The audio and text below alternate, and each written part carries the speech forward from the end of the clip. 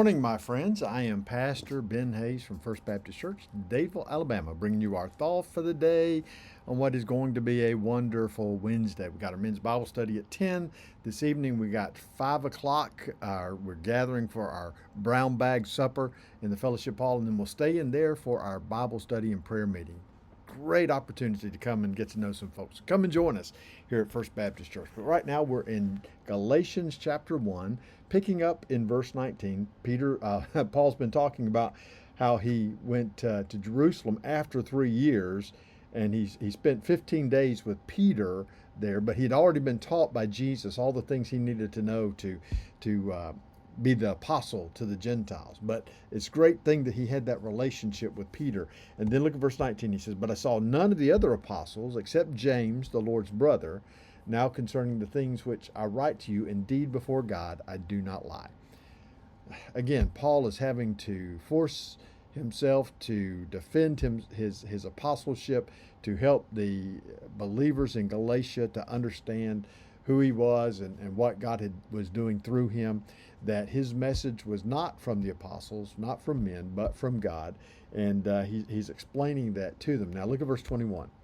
He said, "Afterward, I went into the regions of Syria and Cilicia." This is before his missionary journeys, all right? Before he had joined up with Barnabas, before he had gone into the actual apostleship to the Gentile routine, okay? And look at what happened. He says, "I was unknown by face to the churches of Judea, which were in Christ." Now he's talking about the Christians, the believers, the Jewish believers who were there in Judea. And he says, "But they were hearing only, he who formerly persecuted us now preaches the faith which he once tried to destroy, and they glorified God in me." Oh man, what a powerful statement that is. They had heard of his reputation, but they also had heard that this Pharisee, this persecutor of the church, had been saved and was preaching the gospel. And because of that, they were glorifying the Father.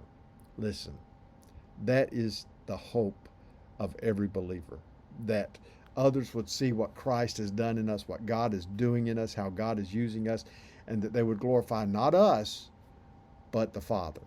That is the goal. That is the purpose of the Christian life. We're to encourage our brothers and sisters in Christ. We are to help to build them up. We're also there to share the gospel with whomever will listen, always pointing to the Father, always pointing to Jesus, always showing them that the way of the cross leads home.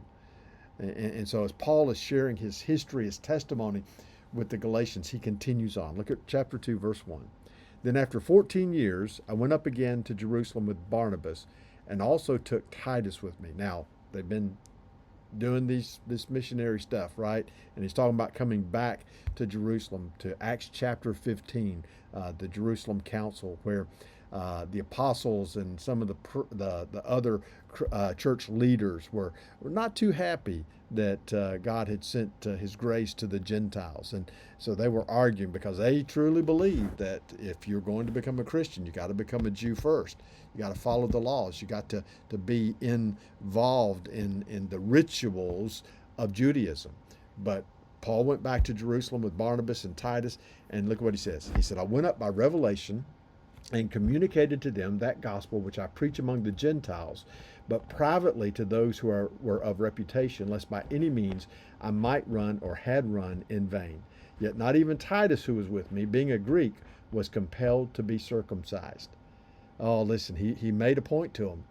He got the message across to them that circumcision was not the way. Listen, for thousands of years, the Jews had practiced on circumcision, or focused on circumcision, practiced the law and the rituals, only to come up short, because all have sinned and come short of the glory of God.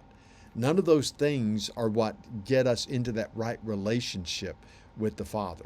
All the way back to Abraham, remember? He believed God, and that was counted to him as righteousness. Not circumcision, not the law, not the rituals, but his faith, because that is the only way of salvation. And finally, he got the message across to these leaders of the Christian church in Jerusalem, and they understood that God was doing something amazing among the Gentiles, because his plan all along was to reach the world with a message of hope and peace and love. What are you doing to spread that message? Think about that. Be blessed. I'll see you back here tomorrow.